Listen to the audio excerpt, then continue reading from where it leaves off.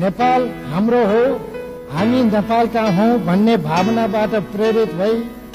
सजगताका साथ राष्ट्रको संरक्षण तथा सर्वोत्तम हित र समुन्नतिका लागि आफ्ना क्षेत्रबाट समर्पित हुनु परेको छ। सम्बोधन तिमीलाई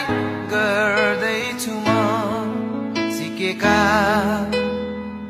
ती सबै धुनहरूले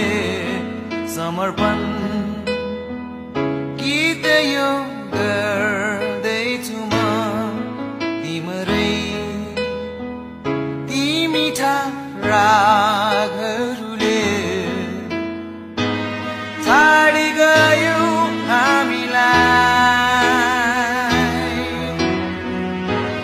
जीवनको यो मोडमा, सम्झना भई